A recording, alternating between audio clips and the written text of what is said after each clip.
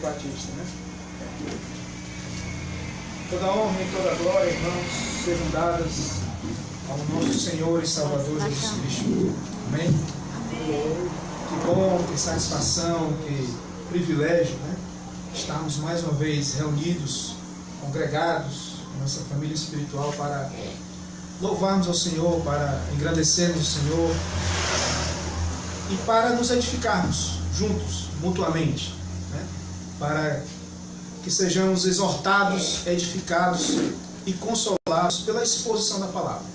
Esse é o intuito de estarmos congregados. Saímos daqui firmados cada vez mais na nossa fé, no Evangelho, né? Em plena inteireza de fé. Então eu agradeço mais uma vez por esse dia maravilhoso na casa aqui do pastor Robson, né? Ele e sua família nos recebem de braços abertos e quero prestar aqui a minha alegria, né, de passar algumas horas aí com o irmão pastor Robson e com os demais irmãos que chegaram da mesma forma. Então eu agradeço ao Senhor pela vida do pastor Robson, pelo seu ministério, pela sua família, pela sua casa e pela confiança, né, e pela oportunidade que ele nos dá. Que, volto a dizer, apesar da seriedade, é ao mesmo tempo um privilégio nós podermos compartilhar a palavra de Deus. Amém? Amém. Abramos aí a palavra de Deus, irmãos, em 2 aos Coríntios, segunda carta do apóstolo Paulo aos Coríntios, aos irmãos que estão aqui congregados e aos que estão vendo aí pela transmissão. 2 aos Coríntios, capítulo 6. Segunda epístola de Paulo aos Coríntios, no capítulo 6. E foi interessante, irmãos, porque eu não tenho muita afinidade com relação a colocar tema ou títulos, né, nas pregações. Mas, quando o pastor Robson ele me acionou assim, perguntando, né, se eu tinha algo já definido, eu estava justamente meditando, estava justamente estudando a palavra, lendo a palavra, na ocasião que ele me ligou. E aí ele perguntou: irmão, você tem alguma coisa já definida, alguma mensagem, algum tema? Eu disse que não, porque não era comum, eu não tinha esse costume, né? Mas como eu estava com a palavra aberta e pensando já na pregação, eu usei logo o título do texto, né, que eu vou tirar como base. Então, 2 aos Coríntios, capítulo 6, vamos ler apenas o verso 1. 2 aos Coríntios, capítulo 6, verso 1. E o tema, ou o título que a gente quer caracterizar essa mensagem seria que nós não recebamos a graça de Deus em vão. Não devemos receber a graça de Deus em vão. E conforme está no texto aí, 2 Coríntios 6, verso 1, que diz: e nós, cooperando também com ele, vos exortamos, irmãos, a que não recebais a graça de Deus em vão. Paulo diz: e nós, né, ou seja, ele e os cooperadores do Evangelho da Graça, ele está dizendo: e nós, cooperando também com ele quem? Com Cristo Jesus, vos exortamos, a igreja de Corinto, a nós e a toda e qualquer assembleia solene da parte do Senhor, que não recebais a graça de Deus em vão. Então nós temos aqui, irmãos, da parte do Senhor, a orientação de Paulo, que nós não devemos receber a graça de Deus em vão. Isto dito, Paulo diz, porque obviamente existe essa possibilidade. De quê? De recebermos a graça de Deus em vão. Um dia na nossa vida nos deparamos com a graça de Deus. Em determinado momento da nossa história de vida, estávamos por aí, andávamos de forma ignorante, mas um dia o Senhor nos achou, nos encontrou, nos revelou a sua palavra, o Evangelho, conhecemos a graça de Deus. Mas pode ser que a graça que um dia eu recebi do Senhor na minha vida, eu posso torná-la vã na minha vida, na minha existência. na sua vida, na sua existência. Você pode tratar a graça de Deus, mesmo sendo cristão, de maneira leviana, de maneira vã, de maneira... você acaba baixando as guardas. Você acaba vivendo uma vida como se não conhecesse o Evangelho. O Evangelho está em você, o Espírito Santo habita em você, como crente, como instrumento de Deus, mas, por algum motivo ou outro, você acaba lidando com a vida em graça de forma leviana. Você acaba recebendo a graça que está em você de maneira vã, fútil, vivendo de maneira fútil a vida cristã. Portanto, se Paulo diz isso, irmãos, é porque existe essa possibilidade. Isso pode acontecer, embora não deva acontecer. E receber a graça de Deus, não é isso, é viver como se nós não conhecêssemos o Evangelho. Está dentro de nós, mas vivemos como se ele não estivesse dentro de nós. Ainda com um estilo de vida de outrora, com a nossa vida de toda a vida do passado, vivendo ainda comungando com certas coisas, vivendo ainda com comunhão e harmonia, acalentando certas práticas de outrora ainda presente, embora elas já não existam, mas nós ainda alimentamos. E aí o que acontece? Nós tornamos a graça de Deus vã na nossa vida. E infelizmente, irmãos, é isso que acontece em muitos que conhecem a graça. Lá na Epístola de Judas, no verso 3, ele disse que a graça de Deus, em muitos mestres, é deturpada. E se você ler a sequência do texto, você vai ver de como eles vivem, de maneira sensual, de maneira leviana, pregando coisas erradas, heréticas, deturpando a graça de Deus, fazendo com que a graça de Deus seja um adendo, uma apologia ao pecado. Então muitos, na falta do entendimento da graça, acabam deturpando o entendimento da graça, achando que ela abre caminhos, portais, para vivermos de maneira leviana. E se assim fazemos, nós tornamos a graça de Deus de maneira vã na minha vida e na sua vida. O contexto aqui do capítulo 6 de Corinto, eu quero que você vá um pouquinho para frente e abra agora nos versos 14. Vamos ler no mesmo capítulo, mas a partir do verso 14 até o capítulo 7, verso 1. A gente vai entender aqui essa comunhão profana, que é possível que o crente viva, embora não deva, mas ele pode existir essa possibilidade de viver de maneira vã a graça de Deus. Como é que isso acontece? Aí Paulo vai explicar. Verso 14. Como é que eu posso tornar a graça de Deus vã? Esse é o contexto de Corinto, mas a gente vai fazer as devidas implicações para a nossa existência imediata. O que é que ele diz a partir do verso 14? Segundo os Coríntios, a partir do verso 14. Não vos prendais a um jugo desigual com os infiéis. Porque que sociedade tem a justiça com a injustiça? Que comunhão tem a luz com as trevas? São perguntas que Paulo faz. E tudo isso, se eu faço, se eu vivo dessa maneira, eu estou tornando vã a graça de Deus na minha vida. Verso 15. Que concórdia há entre Cristo e Belial? Ou que parte tem o fiel com o infiel? Que consenso tem o templo de Deus? Quem é o templo de Deus hoje na nova aliança? Somos nós, irmãos. Somos nós. Ele diz, ó, que consenso, que harmonia, que comunhão tem o templo de Deus com os ídolos? Porque vós, igreja, vós, crentes, sois o templo do Deus vivente. Não é um local, não é um espaço físico geográfico, não é colunas, não é parede, somos nós reunidos, congregados, como Deus disse. Aí ele vai evocar aqui textos do Antigo Testamento.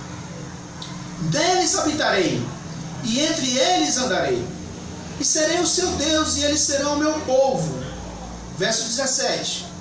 Pelo que, olha a conclamação do Senhor: saí do meio deles, e apartai-vos, diz o Senhor, e não toqueis nada imundo, e eu vos recebereis, e eu serei para vós pai, e vós sereis para mim filhos e filhas, diz o Todo-Poderoso. E o verso 1 do capítulo 7. Ora, amados, aí ele volta a falar para os crentes de Corinto, consequentemente para nós. Ora, amados, pois que temos tais promessas. Que promessas são essas? Aquelas que ele elencou nos versos anteriores, evocando o Antigo Testamento. Tais promessas, purifiquemo-nos de toda imundície da carne e do espírito, aperfeiçoando a santificação no temor do Senhor. Então, se eu vivo nessa comunhão de luz com trevas, se eu vivo com esse amaziamento com as trevas, com a profanação, com a prostituição, com a corrupção de mente, de alma, de espírito, do corpo, consequentemente, é isso que torna vã a graça de Deus na minha vida. Muitos, infelizmente, entendem ou vivem assim. Receberam a graça, receberam o Evangelho, mas baixam a guarda e vivem de maneira leviana. Ainda não, mas é tudo graça. Não, se é pela graça, já não provém das obras, porque do contrário, graça não é graça. Mas vivem como se a graça não existisse neles. Vivem de maneira vã, vivem de maneira leviana, vivem de maneira profana. Os seus lábios confessam: eu sou da graça, é tudo graça. Mas o seu interior está cheio de corrupção, contaminação da alma, do corpo e do espírito. E Paulo evoca aqui uma promessa da antiga aliança que se cumpre, que pode ser tomado posse hoje para a igreja do Senhor. E o Senhor diz: afastai-vos, separai-vos disso, porque não há concórdia entre você que é separado, que é santo do Senhor, para com essas outras coisas. Não há harmonia, não há comunhão, não há enlace nenhum da profanação com o templo de Deus. Não tem como conviver juntos. E se convive juntos, você está tornando vã a graça de Deus na sua vida. E essa situação que pode ser o caso de muitos aqui, pode ser o caso de alguns que estejam aqui congregados, ou de alguns que estejam nos assistindo. Mas que esta noite, através da revelação da palavra, da instrução da palavra, você tome decisões radicais para não tornar vã a graça de Deus na sua vida.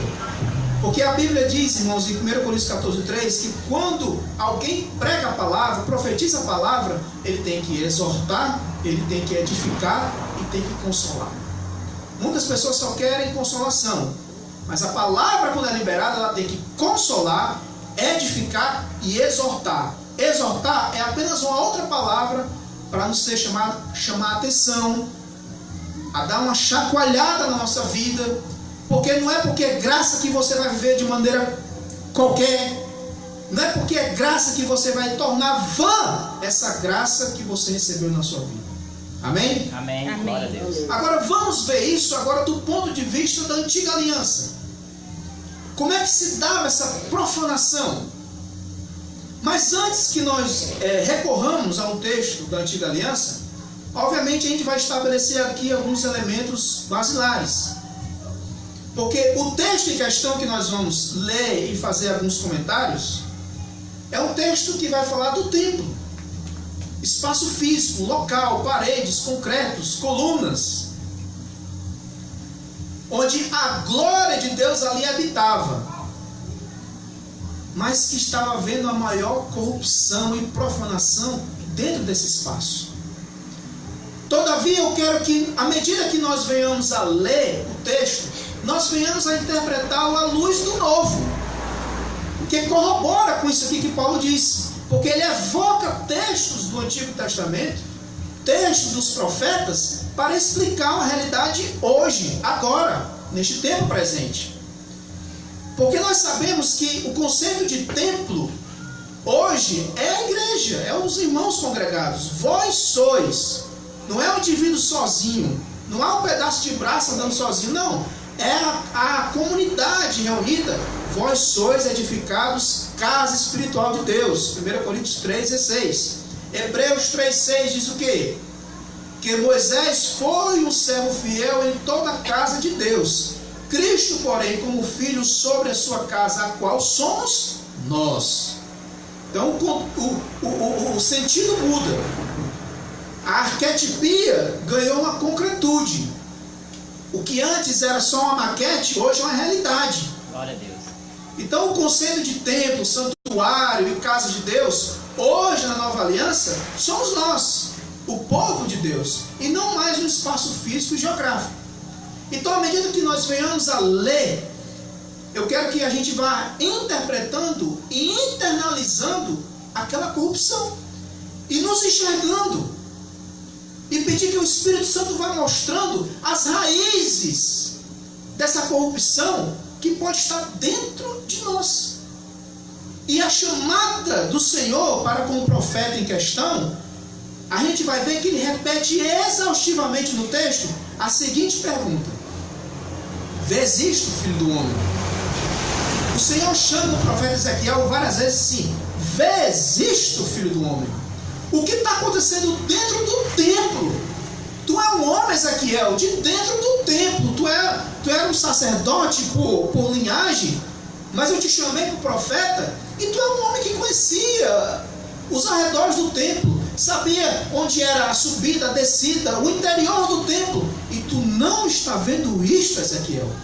Como é que pode, Ezequiel? Tu é um homem aqui de dentro, tu tens serviços sagrados, tu tens ofícios sacerdotais, tu conheces os meandros da minha casa, e tu não vês isto, Ezequiel? Abre teu olho, Ezequiel. Tu é um homem do templo e tu não consegue enxergar isso. Então, feito primeiro esse parâmetro, para que nós, quando lemos, nós nos enxergássemos e não olhássemos para as paredes, para as vigas, para o telhado, mas olhássemos para dentro de nós, a gente vai entendendo que pode ser que existam coisas dentro de nós que nós não enxergamos, ou se enxergamos, nós não queremos ver e enxergar. Nós não queremos assumir. E se nós assim não fazemos, irmãos, nós tornamos a graça de Deus vã em nossa vida. Portanto, irmãos, abram aí no livro do profeta Ezequiel. Livro do profeta Ezequiel, capítulo 8.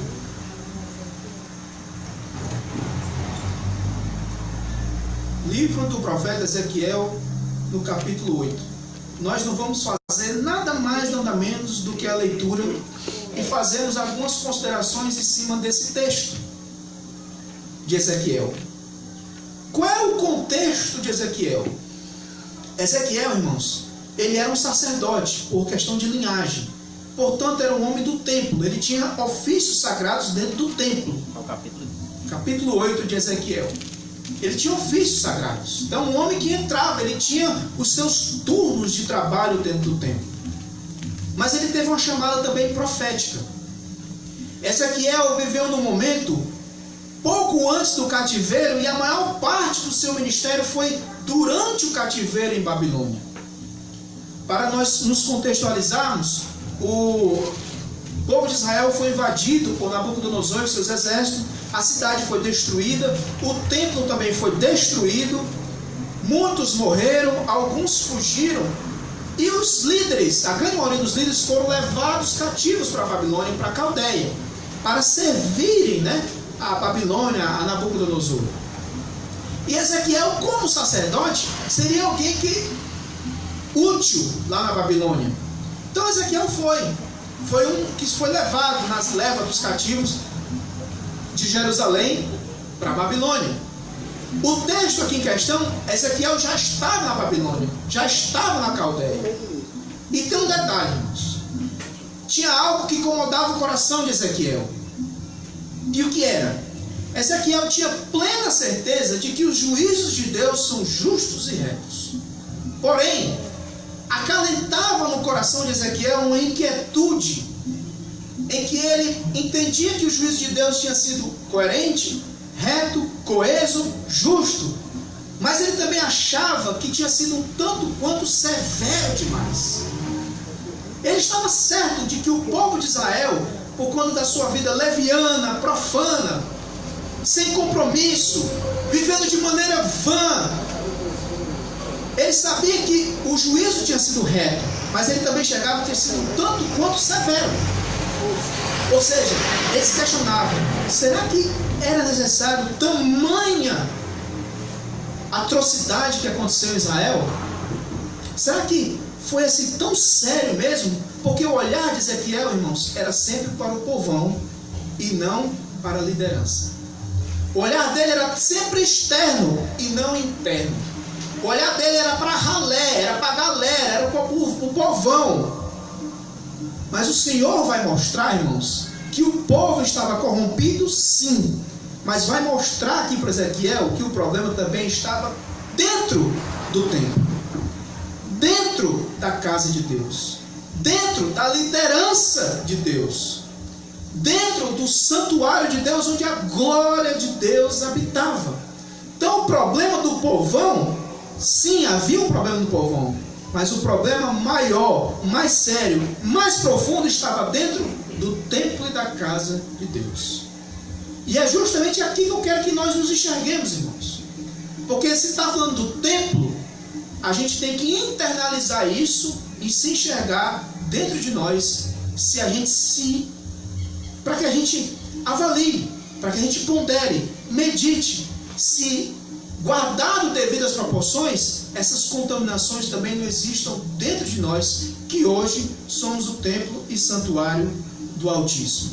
Portanto, capítulo 8 de Ezequiel, todos acharam? Amém. Vamos começar a ler, e na medida do possível, vamos fazer algumas considerações. Diz o seguinte: sucedeu, pois, no 6º ano, no 6º mês, do 5º dia do mês, estando eu assentado na minha casa, isto já lá na Babilônia, já na Caldeia, Ezequiel estava já como um dos cativos. E os anciãos de Judá, assentados diante de mim, que ali, lá na Caldeia, lá no cativeiro, a mão do Senhor Jeová caiu sobre mim. Aqui o profeta Ezequiel, irmãos, está sendo organizador da sua profecia. Quando ele cita aqui esse mês, aqui, ele está apenas dizendo que foi 1 ano e 2 meses após a primeira visão que ele teve. Então, para ele organizar o seu texto, a sua profecia, ele está aqui dizendo que basicamente foi 1 ano e 2 meses após a sua primeira visão lá do capítulo 1. Verso 2: e olhei, e eis uma semelhança com uma aparência de fogo. A gente vai ver que isso aqui é apenas uma linguagem antiga para expressar a pessoa do Espírito Santo. Eis semelhança com uma aparência de fogo, desde a aparência dos seus lombos e daí para baixo. Era fogo, e dos seus lombos para cima, como aspecto de um resplendor, como cor de âmbar. E estendeu a forma de uma mão e me tomou pelos cabelos da minha cabeça. Veja só, é como se o Espírito Santo tivesse puxado o cabelo de Ezequiel. Vale lembrar, irmãos, que isso aqui não é literal, é uma visão, certo? É uma visão profética para mostrar para Ezequiel que a corrupção não era apenas externa, mas também interna. Estendeu a sua forma como de mão e me tomou pelos cabelos da minha cabeça. E o Espírito, veja, que aqui ele está identificando já como Espírito. E o Espírito Santo me levantou entre o céu e a terra e me trouxe a Jerusalém em visões de Deus até a entrada da porta do pátio do templo, que olha para o norte, onde estava colocada o quê? Uma imagem de ciúmes que provoca o ciúme de Deus. Então veja, irmãos, o que aconteceu aqui? O profeta Ezequiel estava no cativeiro, anciãos de Jerusalém foram se encontrar com ele, pedindo algum presságio, alguma palavra instantânea de Deus, e o Senhor deu de fato, em visões. E essas visões vão até o capítulo 11, mas vamos ficar só aqui no capítulo 8. Foi visões. E nessas visões, Ezequiel foi levantado da terra e foi jogado lá para Jerusalém. Ele foi dar uma viagem, digamos assim, em visões da Babilônia, da Caldeia até Jerusalém. E ele jogou justamente para dentro do templo. E a primeira visão que ele tem acerca do templo é que em uma das entradas havia que? Uma imagem que provocava o ciúme de Deus, uma imagem de escultura. Era como se fosse a recepção do templo, uma imagem. algo que expressa idolatria. Aí alguém pode já pensar, nós evangélicos, cristãos, estamos fora disso, né, irmão? Porque ninguém adora imagem. Não há uma imagem aqui, nem nos templos evangélicos, não se tem uma imagem de Cristo, uma representação gessal de alguma coisa. Nós não temos esse problema. Será, irmãos? Porque dentro do cristianismo, o que há de adoração a pastores não está no gibi. Porque dentro do cristianismo, que não há adoração às denominações não estão no gibi. Eu conheço cristãos que morrem pela sua denominação, mas não morrem pelo evangelho. Adoram a sua doutrina local denominacional. Idolatria, irmãos, ela tanto pode ser externa, através de adoração e veneração à imagem de escultura, seja ela do que for. Mas um ídolo na mão é menos pernicioso do que um ídolo dentro do coração. Portanto, muitos de nós podem não ter a idolatria externa, mas ter a idolatria interna. Pode ser pastores, pode ser bispos que sejam adorados, pode ser denominações locais que sejam adoradas. Pode ser adoração, inclusive, dentro do ambiente parental, familiar. Jesus disse que aquele que amar mais seu pai ou a sua mãe mais do que a mim, não é digno de mim. Então tem maridos que idolatram suas esposas, esposas que idolatram seus maridos. Tem crentes que idolatram o seu trabalho, tem crentes que idolatram o seu carro, tem crentes que idolatram muitas coisas. Não está expressa num gesso, numa imagem de escultura, mas está dentro de você. E a chamada do Senhor para Ezequiel é: vês isto, filho do homem? Tu é um homem lá do templo, tu tem ofícios sacerdotais, tu tem serviços sagrados, e estava lá aquela imagem dentro do templo, e tu não enxergou isso, Ezequiel? E estava lá a imagem que provoca o ciúme de Deus. E por que uma imagem que provoca o ciúme de Deus, irmãos? Porque a nossa adoração ao Senhor tem que ser primazia. O reino de Deus tem que ser prioridade na vida do cristão. As coisas de Deus, o que é que diz Colossenses 3? Buscai primeiro as coisas lá de cima, e não as que são aqui da terra. Buscai e pensai nas coisas lá de cima, onde Cristo habita, e não nas que são daqui da terra. É claro e evidente que nós temos nossos compromissos seculares, seja qual for, mas o reino de Deus tem que ser prioridade. E quando o cristão não priorizar isso, ele vai sutilmente estabelecendo ídolos dentro de si. Vai estabelecendo verdadeiras imagens e que provocam o ciúme de Deus dentro de si. Você é o templo. Você é o santuário de Deus. E pode ser que você esteja estabelecendo, nem que seja de maneira inconsciente, verdadeiros ídolos dentro de si. E o texto diz que essa imagem provocava o ciúme de Deus e que estava lá dentro do templo. Verso 4.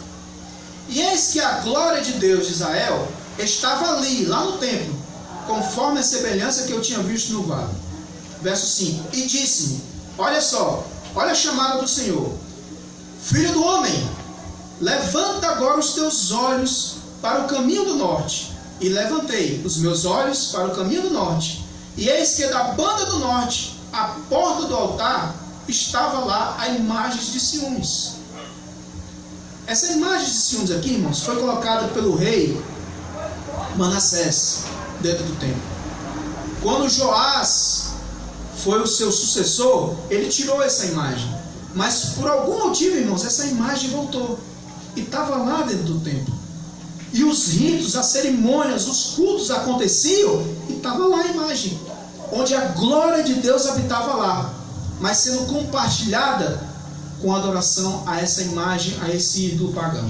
Verso 6. E disse-me, filho do homem, vês isto? Olha o que estão fazendo, as grandes abominações que a casa de Israel faz aqui, para que me afaste do meu santuário.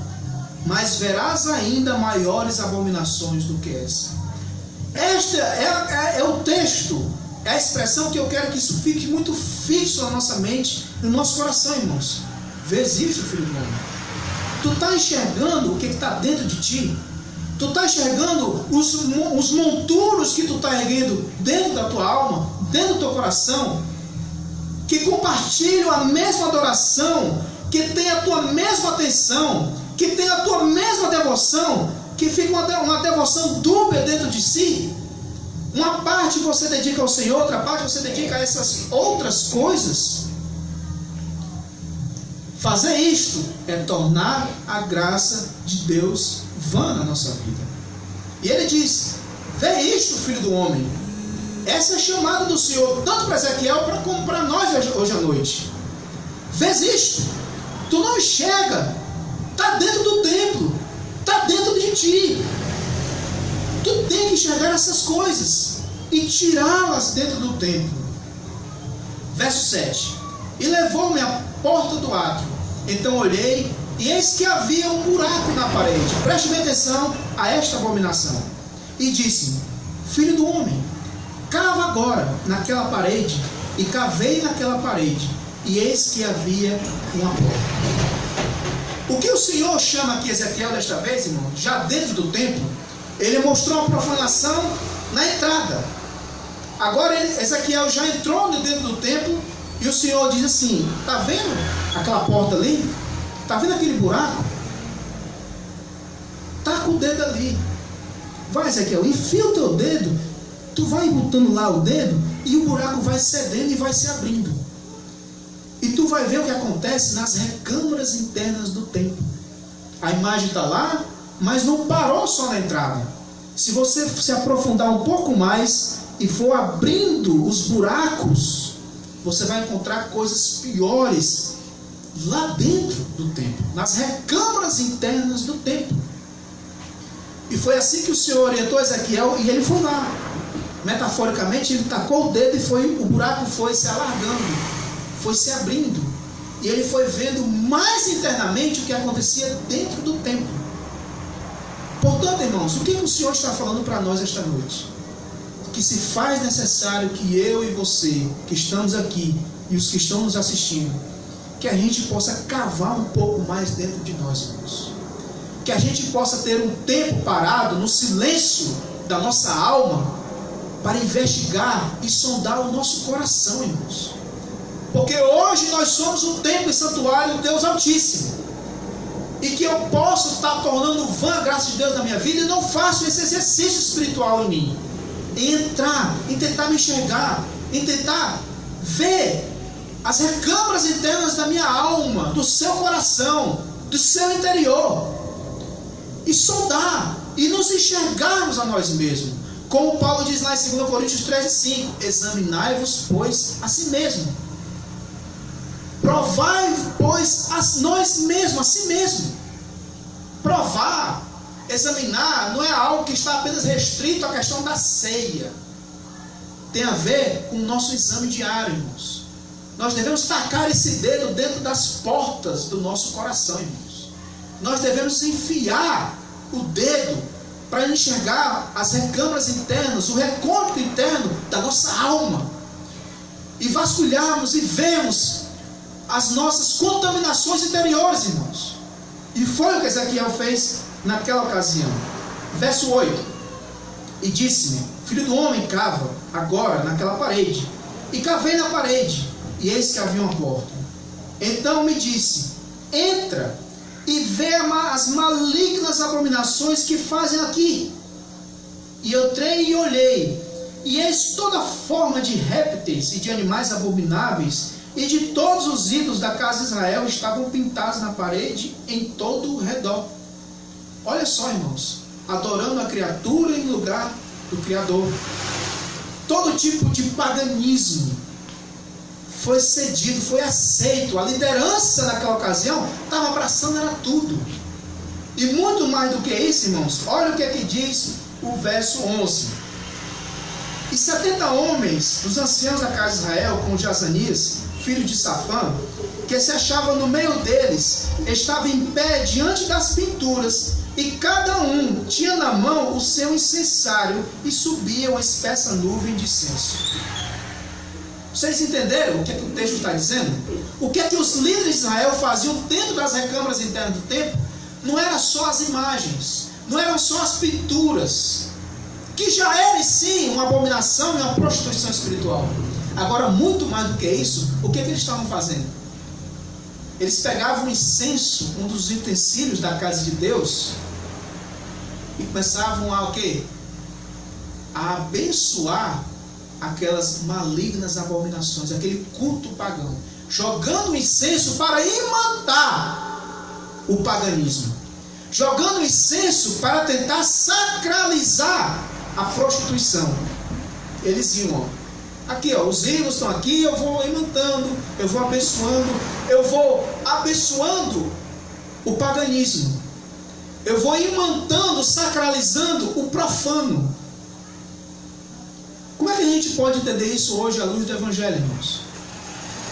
Nós queremos evocar a santidade de Deus nas minhas práticas malignas. Eu falo mal do irmão, mas eu falo isso em nome de Jesus.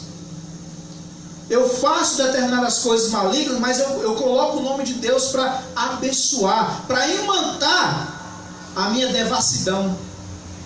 Eu vivo de maneira leviana e profana, mas eu evoco o nome do Altíssimo para abençoar a minha bagaça, para sacralizar o meu pecado, para imantar a minha própria devassidão.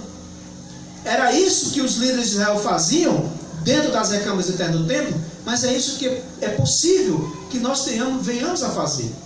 Nós até recorremos o nome de Jesus para tentar imantar as nossas malignidades, as nossas abominações interiores. Fazendo isto, eu torno vã a graça de Deus na minha vida. Verso 12. Então me disse: viste isto, filho do homem? Mais uma vez o Senhor evoca Ezequiel para que ele enxergue essas coisas. O que os anciãos da casa de Israel fazem nas trevas, cada um nas suas câmaras pintadas de imagens, e eles dizem: olha a grande apologia teológica deles: o Senhor não nos vê e o Senhor abandonou a terra. Então veja, irmãos, que ele até fazia até um dossiê teológico para essas práticas dele.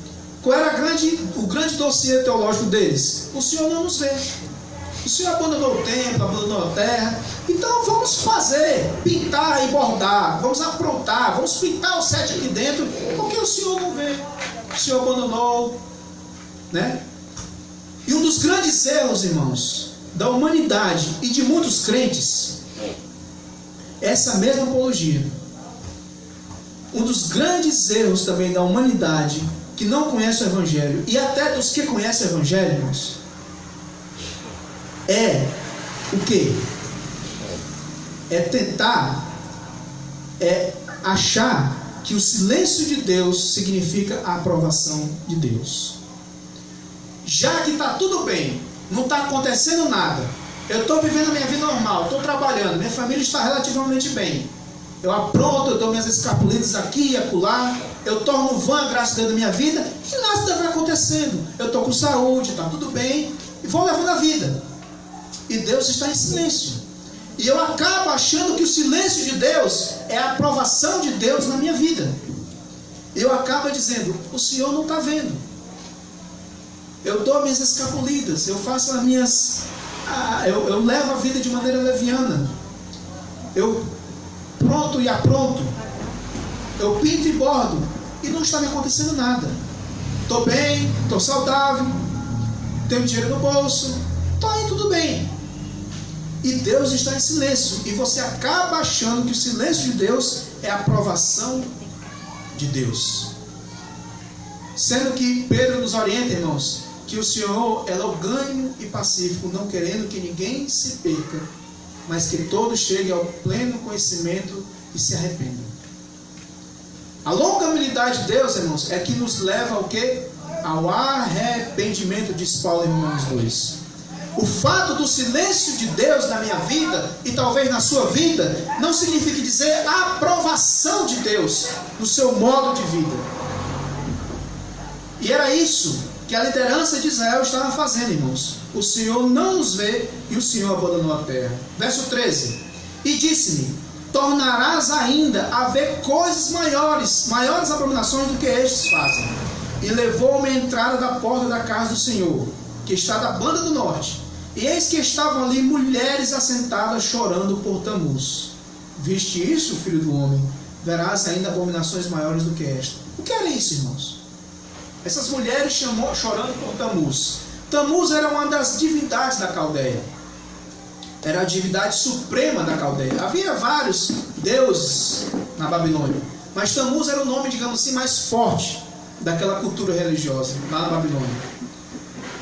E eles tinham um cerimonial, porque Tamuz foi morto, de acordo com a história, com a tradição deles, foi morto por um javali. E eles tinham um culto, uma liturgia de chorar pela morte de Tamuz, que iria ressuscitar, segundo eles.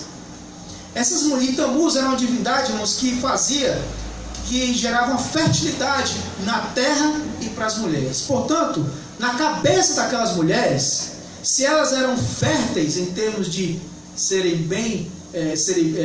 gerarem muitos filhos, isso significava a bênção de Tamuz. E aqui elas estavam chorando, para que Tamuz aliviasse as suas carências afetivas e emocionais. Quem estava fazendo isso? As mulheres lá da Babilônia? Não. As filhas de Israel. Chorando por Tamuz, para que Tamuz viesse aliviar as suas carências e necessidades afetivas, querendo uma solução da parte de Tamuz. E o Senhor mostra isso para Ezequiel, que estava acontecendo dentro do templo, e Ezequiel não estava enxergando. Verso 16. E levou-me para o átrio interior da casa do Senhor, e eis que estavam à entrada do templo do Senhor, entre o pórtico e o altar, cerca de 25 homens, de costas para o templo do Senhor e com o rosto para o oriente. E eles adoravam o sol, virados para o oriente. A adoração pagã. Os ídolos da Mesopotâmia estavam sendo adorados dentro do templo. Verso 17. Então me disse: viste, filho do homem, a coisa mais leviana. Olha, se você quiser substituir leviana por tornar vã, é a mesma coisa. Há coisa mais leviana para a casa de Judá do que essas abominações que fazem aqui? Havendo enchido toda a terra de violência, torno a irritar-me, e eis chegado o ramo ao seu nariz. Olha só, irmãos. O que é chegar o ramo ao seu nariz? Pegue um ramo, ou qualquer coisa, um galho, uma pena, e fique passando no seu nariz. O que é que vai acontecer?